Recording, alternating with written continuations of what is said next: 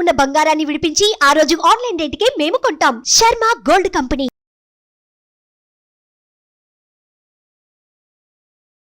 నమస్కారం, welcome to Suman TV. నేను గీతాంజలి. ప్రస్తుతం మనతో పాటు ఒక ముఖ్య అతిథి ఉన్నారండి. వారు శ్రీ విద్యాపీఠం వ్యవస్థాపకులు, అలాగే గత 45 సంవత్సరాలుగా శ్రీ విద్యా ఉపాసనతో ఎంతో మందికి మంత్రోపదేశం చేసినటువంటి శ్రీ గురు కరుణామయ్య గారు మనతో పాటు ఉన్నారు. వారితో మాట్లాడదాం, మరిన్ని అమూల్యమైన విషయాలు తెలుసుకుందాం. గురుగారు నమస్కారం అండి. అందరికీ ఎక్కువ మందికి ఉండేటువంటి ప్రశ్న ఏంటంటే, మేము ఎన్ని పూజలు చేస్తాం, ఎన్ని వ్రతాలు చేస్తాం, ఆ పండుగని ఈ పండుగని, పండగ వస్తే ఒక సంబరంగా ఉంటుంది, అమ్మవారి పూజలని అయ్యవారి పూజలని రకరకాలుగా చేస్తాం.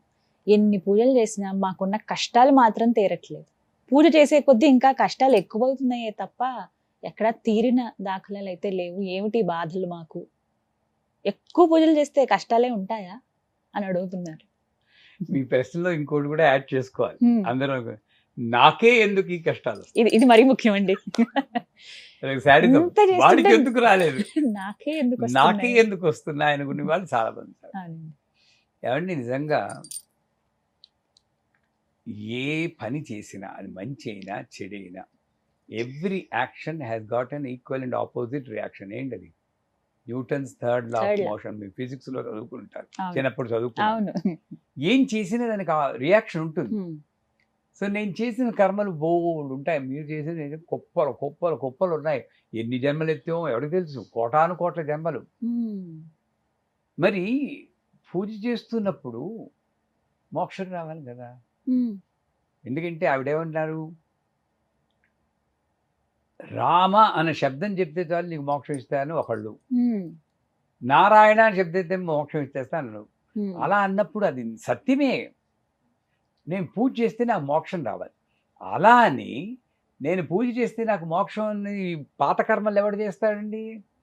అని చేత ఏమవుతుందంటే, వీడికి ఇక్కడ ఎండ్ అయిపోవాలి. ఎండ్ అయిపోవాలంటే అవన్నీ తీసుకొచ్చి ఇక్కడే పడేస్తాడు. అని చేత ఆ కర్మలన్నీ అనుభవించాలని చెప్తుంది. నిజంగా ఇతని పరిపక్వమైన సాధన ఉంటే త్యాగరాజ్ తీసుకోండి, కబీర్ తీసుకోండి, సూర్యదాస్ తీసుకోండి, తులసీదాస్ తీసుకోండి, చోకామేళ తీసుకోండి. చోకామేళ జోళ్ళు కుట్టుకునేవాడు. ఆ జోళ్ళు కుట్టుకునేవాడు చచ్చిపోతాడు. నామదేవ్ అని ఒక మహాభక్తుడు, విఠలుడు, విఠల్ని పూజ చేశాడు. ఆయన కల్లో కనబడి, విఠలుడు నా భక్తుడు మరణించాడు, ఆయన్ని ఆ అస్థికలు తీసుకొచ్చి నా దేవాలయ ప్రాంగణంలో పాతనైనా అంటాడు. ఈయన కుళ్ళు వచ్చేస్తుంది. నేనే భక్తుడు అనుకుంటే విఠలుడు వచ్చి ఇంకో భక్తుడు తీసుకొచ్చి రమ్మంటే ఏంటి వెళ్ళి చూస్తే జోళ్ళు కుట్టుకునేవాడు. వాళ్ళు గోడ పక్కన కూర్చుని కుట్టుకుంటే గోడ కూలిపోయి అందరూ చచ్చిపోతారు. వాళ్ళందరినీ దహనం చేసేస్తారు వీళ్ళు. ఎవరు చోకామేళ వీళ్ళకి తెలియదు. అప్పుడు మళ్ళీ ధ్యానం చేస్తే విఠలుడు అంటాడు, ఎముకలు తీసుకు చెవి దగ్గర పెట్టుకో, ఏ ఎముక నుండి విఠల్ విఠల్ అని ఆ ఎముక నా చోకామేళది అంటారు. మరి అంత నామస్మరణ చేసిన వాడు అకాల మరణం చెందాడు. ఎవ్వరూ కూడా మనం సుఖపడలేదమ్మా. భక్తులందరూ చాలా కష్టాలు అనుభవించారు. సీతమ్మ వారే కష్టాలు అనుభవించింది, ఆవిడకన్నా గొప్పవాళ్ళము మనం. అంచేత పూజలు చేస్తుంటే కష్టాలు పోతాయి అనుకోవడమే మన భ్రమ. కష్టాలు అలాగే ఉండొచ్చు, ఉంటాయని కూడా అంటలేదు, కానీ అది తట్టుకునే శక్తి ఇస్తుంది. తాకద్దేవో అని వేడుకోవాలి. అమ్మా, మా నాన్నగారు సీరియస్గా ఉన్నారని నేను అమెరికాలో ఉన్నప్పుడు వస్తే మా అన్నయ్య మెసేజ్ ఇచ్చారు, ఒరే వచ్చేరా, ఇంక ఈరోజు గడవదని చెప్తున్నారు, జాగ్రత్త వచ్చేసే అన్నారు. సాధారణంగా ఎవరైనా ఆలోచించేది వెళ్ళిపోతారేమో, ఆయన చూపు దక్కదేమో అని బతికున్న వాడిని చంపేస్తూ ఉంటారు. మనమే చంపేస్తాం ఆలోచన. నా గురువు గారి అనుగ్రహం, మా సాధన వల్ల ఏమైంది, గుమ్మం ముందు సాయి ఫోటో, శృతి సాయి ఫోటో ఉండేది అప్పుడు అమెరికాలో. నమస్కారం పెట్టుకున్నాను, సాయి నువ్వు అనుకునేది జరుగుతుంది, నేను ఆపలేను, అది ఏమిటో నాకు తెలియదు, తట్టుకునే శక్తి అంతే. దాని తర్వాత 10 ఏళ్ళు బతికారు మా నాన్నగారు. ఇది కరెక్ట్ పద్ధతి. అంచేత ఏది ఆపలేం, కానీ తట్టుకునే శక్తి ఈ గ్రహించమని భక్తి చెదరనివ్వకు, నమ్మకం చెదరనివ్వకు. నాకే ఎందుకు ఈ కష్టాలు కలుగుతున్నాయి అని ఎప్పుడు అనుకోకూడదు. వాడు సుఖపడుతున్నా అంటే వాడికి వాళ్ళ కర్మలు ఏమిటో మనకి తెలియదు. ఎప్పుడో పైకి తీసుకెళ్ళి ధమ్మని పడేయచ్చు, నడ్డి విరుగుతుంది. ఇక్కడ పడేయడం కన్నా అక్కడ పడేది మరీ ఘోరం. అంచేత వాళ్ళకేం జరుగుతుందో మనం ఆలోచించుకోకూడదు. నా భక్తి శ్రద్ధ అమ్మవారి మీద ఉన్నప్పుడు నా జీవితంలో ఏం జరుగుతుందని నేను గమనించుకోవాలి. అది నిజమైన భక్తి. అంతా ఆవిడ చూసుకుంటుంది. అంతా ఆవిడ చూసుకుంటుంది. నా జీవితమే గొప్ప ఉదాహరణ. ఎన్ని ఎన్ని పడి పడి పడి ఈ సీట్లో కూర్చోబెట్టిందో. వెనక్కి తిరిగి చూసుకుంటే తృప్తే. అన్ని తట్టుకుని ఒక పీసులో నిలబడ్డాం. అంచేత పూజలు చేస్తే కష్టాలు పోతాయి అనుకోకూడదు, కానీ కష్టాలు కంప్రెస్ అవుతాయి. కర్మలు ఎవరు పోగొట్టలేరు. ఇచ్చేస్తే ఈ కర్మ పోతుందని కొన్ని పూజలు మొదలెట్టారు, నమ్మకండి. కర్మలు కంప్రెస్ అవుతాయి. ఒక గురువు ఒకటే దాన్ని బాగా కంప్రెస్ చేయగలడు. 10 రోజుల్లో మీరు షిరిడీ సాయి చరిత్రలో కూడా చూడండి, నిద్రలో వాళ్ళకి టీబీ వచ్చినట్టు కల వస్తుందంటారు. అంటే ఏంటి, 10 ఏళ్ళు 20 ఏళ్ళు అనుభవించాల్సిన ఆ వ్యాధిని ఒక నిద్రలో అనుభవించేశారు.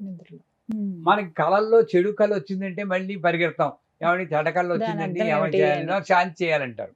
నిజానికి నిజంగా అనుభవించాల్సింది కళలో ఇచ్చింది అంత అనుగ్రహం తల్లి అనుకోవాలి మనం. అవునా కదా? నిజమే. అది మామూలుగా వస్తే భరించగలమా మనం? తట్టుకోలేము. అది నిద్రలో వచ్చేటట్టు చేస్తూ ఉంటుంది. అలాగే నాకు ఏ జరిగినా సరే మంచి జరుగుతుంది, నాకు మంచి జరుగుతుంది, అన్ని బాగానే ఉన్నాయి అనుకోగలిగినప్పుడు నేను పూజలు చేస్తుంటే కష్టాలు వస్తున్నాయి అనుకోవడం ఆగిపోతుంది. అన్నిటికన్నా వర్షం నాకే ఎందుకు ఈ కష్టాలని అసలు అనుకోకూడదు. వాడైనా సుఖపడ్డాడు పోని అనుకోవాలి. కానీ ఆ భావన అనేది భావదారిద్ర్యం అంటారు, దానివల్ల వచ్చేదే.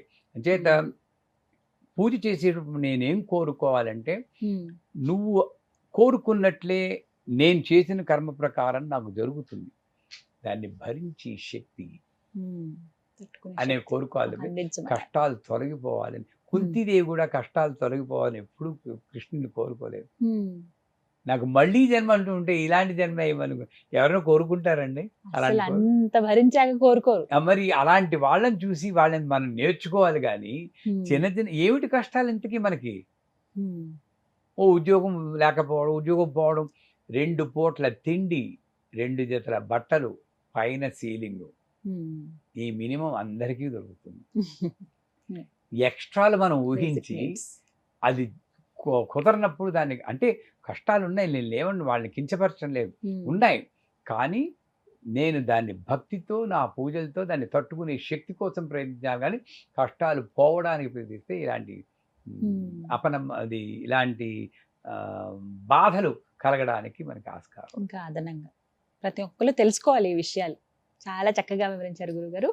ధన్యవాదాలండి. చాలా అమూల్యమైన సమయం మీది మా కోసం కేటాయించారు. ఇంకా ఎన్నో సందేహాలు ఉన్నాయి, సమయాభావం వల్ల ముగించవలసి వస్తుంది. మరొక కార్యక్రమంలో మళ్ళీ కలుద్దాం. నమస్కారం. సుమన్ టీవీలో మీ పర్సనల్ అండ్ బిజినెస్ ప్రమోషన్స్ కోసం కింది నెంబర్కి కాంటాక్ట్ చేయండి.